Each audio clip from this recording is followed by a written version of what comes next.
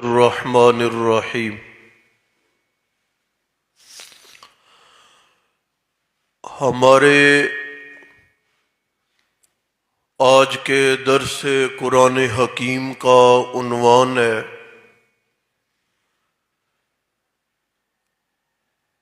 قرب قیامت آنے والے فتنے یا پھر علامات قیامت۔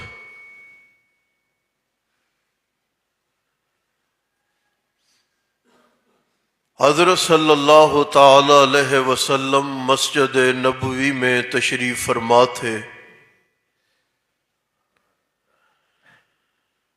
کہ حضرت مصعب بن عمیر رضی اللہ تعالی عنہ تشریف لائے۔ پھٹی پرانی چادر، پیوند لگے ہوئے، آپ علیہ السلام کو حضرت مصعب کی یہ حالت دیکھ کے رونا آ گیا۔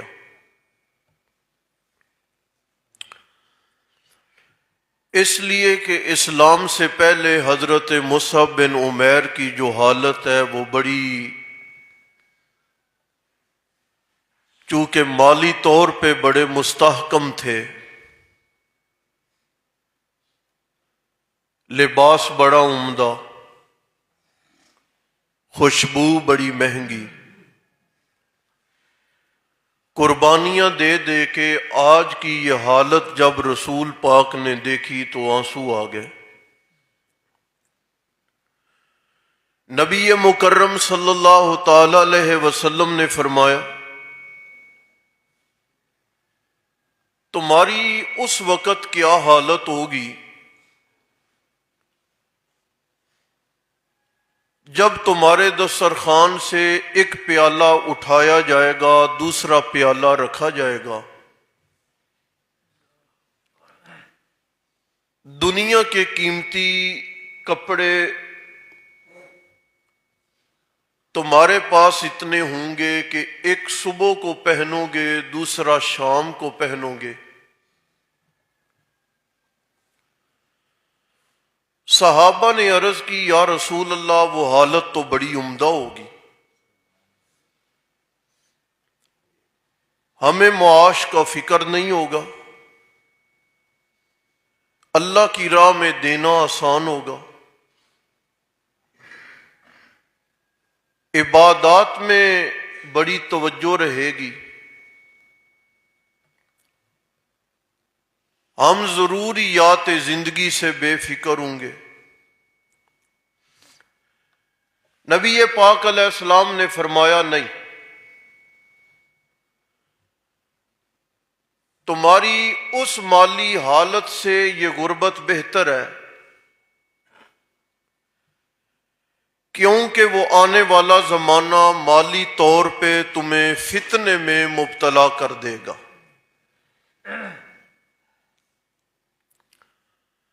نبی پاک علیہ السلام نے یہ بھی فرمایا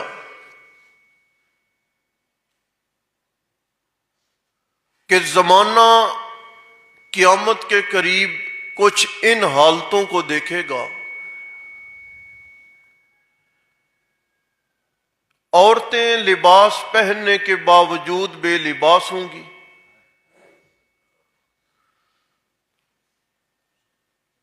گھر داری میں معاملات و انتظامات میں مرد کا حکم نامہ نہیں بلکہ عورت کی بات مانی جائے گی،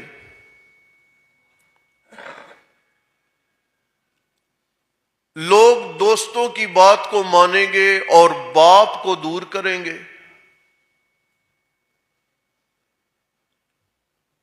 شراب نوشی عام ہو جائے گی، مسجدوں میں بیٹھ کے لوگ ذکر و اذکار کے مقابلے میں اپنی باتوں کو ترجیح دیں گے، اور نبی پاک علیہ السلام نے یہ بھی فرمایا، قوم کا نافرمان، قوم کا بدبخت، قوم کا فاسق اور گناہ گار قوم کا سردار بنے گا؟ بے عقل اور احمق لوگ قوم کے فیصلے کریں گے؟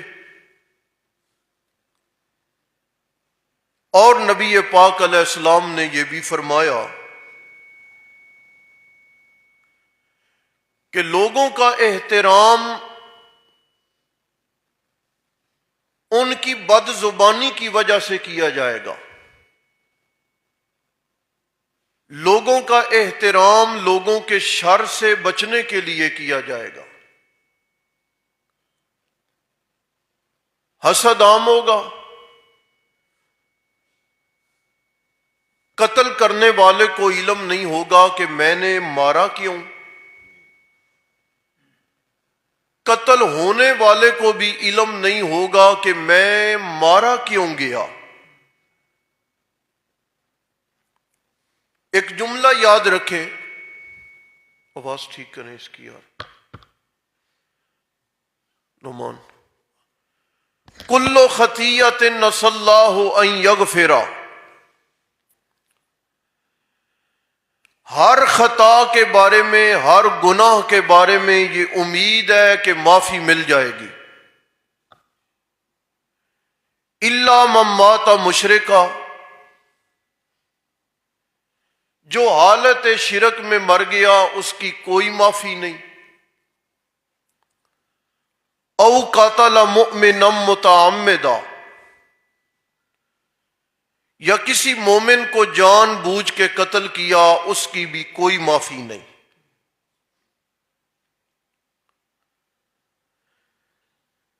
نبی پاک علیہ السلام نے قیامت کے حال احوال، علامتیں اور فتنے بیان کرتے ہوئے یہ بھی فرمایا، لوگ اپنے پہلے لوگوں کو برا کہیں گے،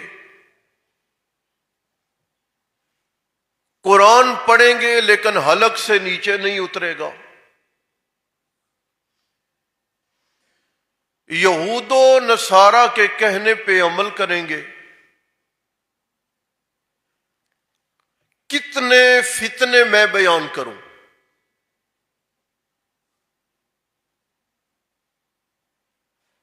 میں نے آج یہ سوچا ہے کہ قیامت کے فتنوں پر مشتمل درس کم از کم 5 دن لگاتار ہونا چاہیے تھا، گنتی میں نہیں آتے۔ سونان دارمی کی ایک روایت کا ٹکڑا میں بولنے لگا ہوں، نبی پاک علیہ السلام نے حضرت علی سے فرمایا کہ آنے والے زمانے میں فتنے کا قطع اللیل المظلم، جیسے اندھیری رات آ جاتی ہے اور ہر کسی کو لپیٹ میں لے لیتی ہے، قیامت کے فتنے بھی رات کی طرح لپیٹ میں لے لیں گے۔ تعداد اتنی ہے کہ آپ حیران ہو جائیں، فتنے پورے اتنے ہو گئے ہیں کہ آپ حیران ہو جائیں۔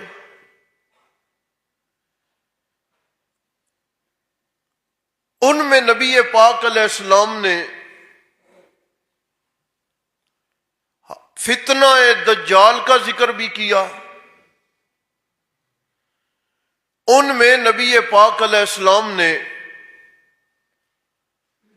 جھوٹے مدعیان نبوت کا ذکر بھی کیا، سَيَكُونُ فِي أُمَّتِي 30 كَذَّابُونَ، میری امت میں 30 جھوٹے آئیں گے۔ ایک روایت ہے دجالون، کلہم یزعم انہ نبی، ہر کسی کا یہ دعویٰ ہوگا کہ میں اللہ کا نبی ہوں۔ سن لو، میں آخری نبی ہوں، میرے بعد نبوت بند ہو گئی ہے۔ ابن کثیر رحمۃ اللہ علیہ نے تفسیر میں لکھا، فمن ادعى النبوة بعد نبينا فهو افاق کذاب دجال ضال مضل خبیث وقد وردت الاحادیث المتواترہ۔ ہمارے نبی کے بعد جس نے نبوت کا دعویٰ کیا وہ بڑا بہتان باز ہے، بڑا دجال ہے، پرلے درجے کا جھوٹا ہے، خود بھی گمراہ ہے، دوسروں کو گمراہی کے راستے پہ لا رہا ہے، خبیث ہے، اور نبی پاک علیہ السلام کے فرامین اپنے آخری نبی ہونے کے متعلق اس درجے تک پہنچ گئے ہیں کہ جن کا انکار کرنا کفر ہوتا ہے۔ میں عرض یہ کرنا چاہ رہا ہوں، علامات قیامت یا قیامت کے فتنوں کا آپ تذکرہ پڑھیں۔ گانا بجانا عروج پہ ہو گیا، لباس، ایمان والا باپ، نمازی باپ، نماز پڑھنے والی ماں، اپنے ہاتھوں سے اور اپنی کمائی سے باپ اور ماں نامناسب لباس اپنی بیٹیوں کو خرید کے دے رہے ہیں۔ اگر آپ کہیں کہ ایسا کیوں ہے، آگے سے جواب ہے ابھی بچی ہے۔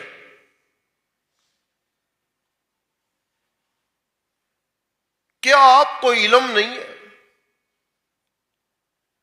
کہ ہماری مملکت میں بدکاری کے لیے عمر نہیں دیکھی جا رہی کہ اس کی عمر کیا، اس کے پیچھے کون ہے؟ وہ باپ جس نے بیٹی کے لباس میں احتیاط نہیں کی، وہ ماں جس نے بیٹی کی تربیت اور سلیقے میں احتیاط نہیں برتی۔ اگر آج آپ پردے کی بات کرتے ہیں نا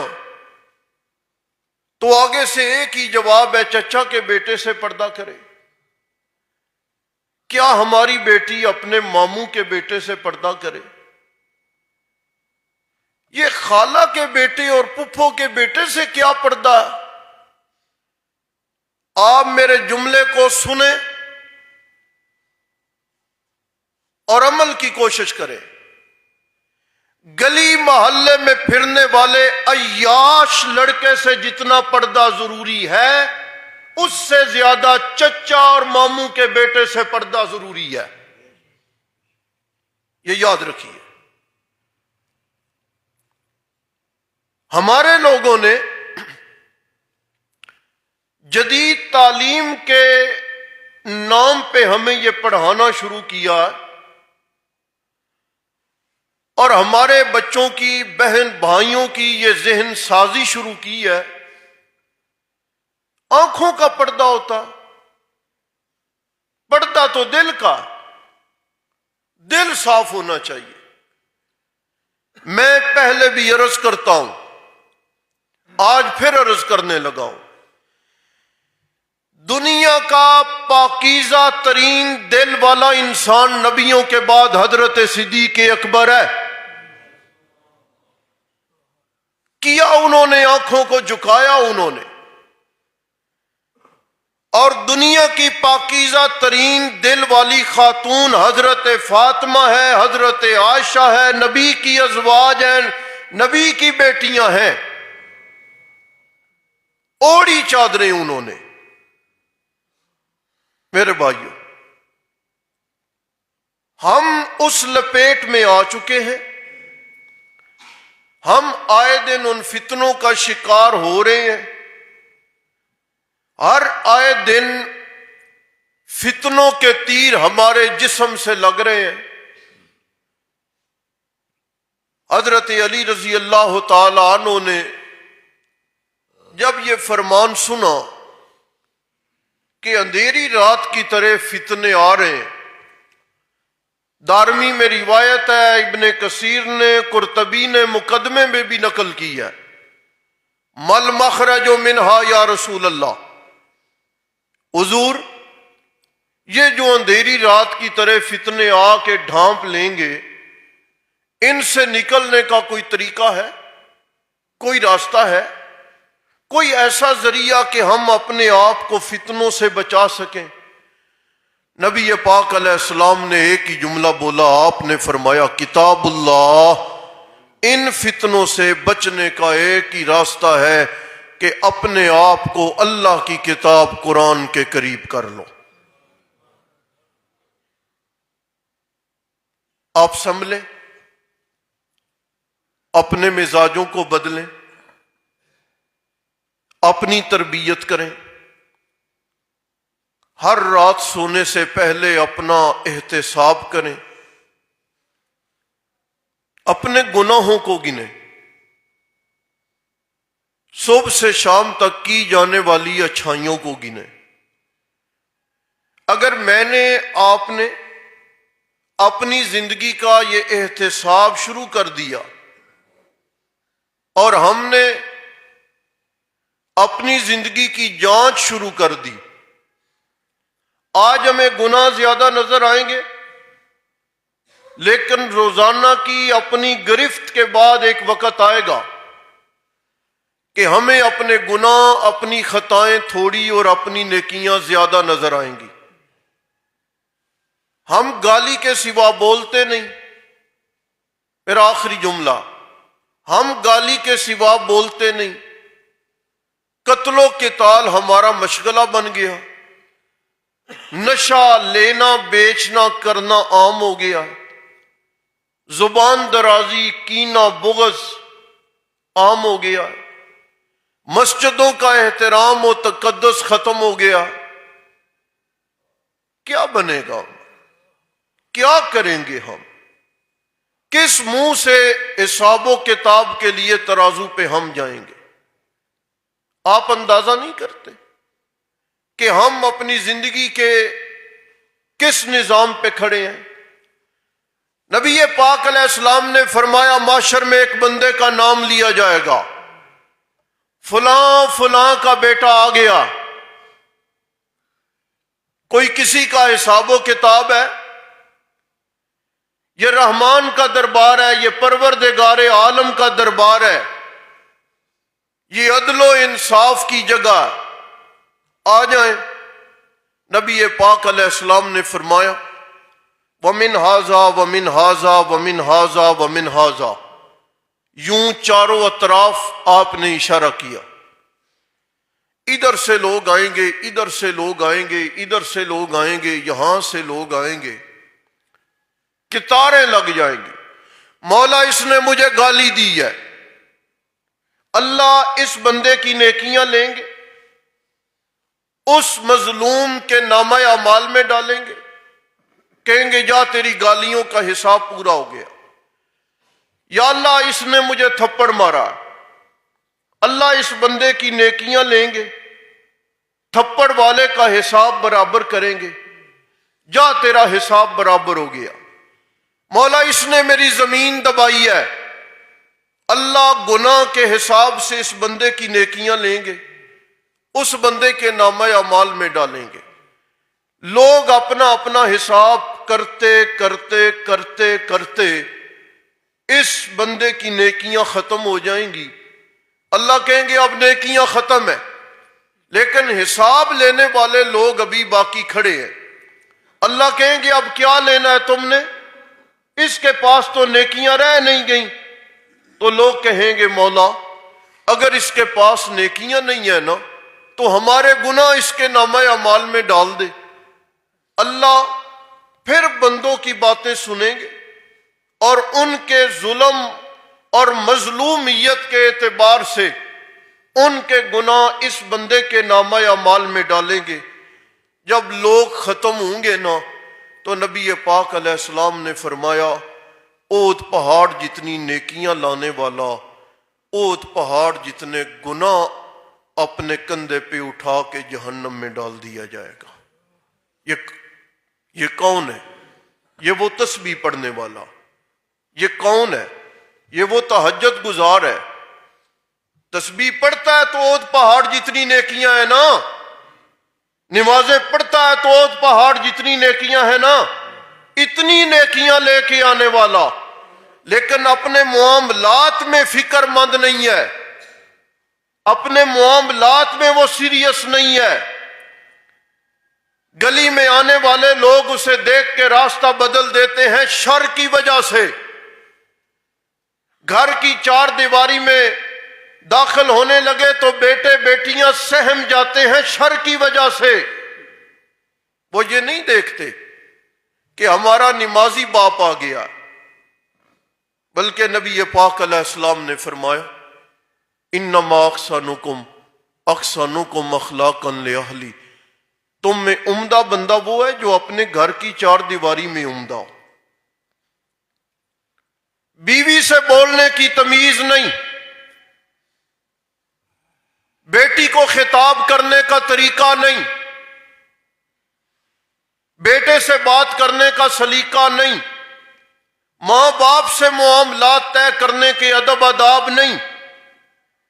پڑھتا ہے تسبیحات، اسے کہا گیا تسبیح پھرے تے دل نہیں پھریا، کی لینا تسبیح پڑھ کے ہو، اسی کو کہا گیا۔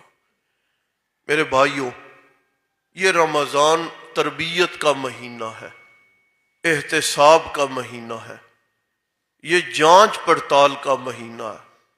بہت سارے کاموں سے ہمیں فرصت ہوتی ہے نا، اور ہم مسجد کو وقت زیادہ دینے لگتے ہیں۔ مسجد میں کبھی تنہا بیٹھ جائیں، ذکر اذکار روک دیں، تلاوت روکیں، تھوڑی دیر کے لیے تنہا بیٹھ کے اپنی زندگی کی بدعمالیاں اور اپنی زندگی کے عمدہ اعمال ان کو اکٹھا کریں، دیکھیں کہ کیا معاشر کے میدان میں ہمارے اعمال زیادہ ہوں گے یا ہماری بدعمالیاں زیادہ ہوں گی۔ اگر آج ہم نے یہ جانچ کر لی تو ہمارے لیے آسانی پیدا ہو جائے گی، نہیں تو نبی پاک نے علامات قیامت بیان کرتے ہوئے یہ بھی فرمایا تھا کہ اچانک موتیں زیادہ ہو جائیں گی۔ وہ ہو گئی ہیں، پتہ ہی نہیں چلتا۔ جو رات کو ٹھیک ملا تھا وہ صبح نہیں ہوتا، جو صبح ٹھیک ملا تھا وہ ظہر پہ ہم اسے خیر آباد کہہ کے ہاتھ مل کے واپس آ جاتے ہیں۔ موقع ہے سنبھلنے کا، موقع ہے اپنے معاملات کی جانب توجہ کرنے کا۔ اللہ ہمیں عمل کی توفیق نصیب فرمائے۔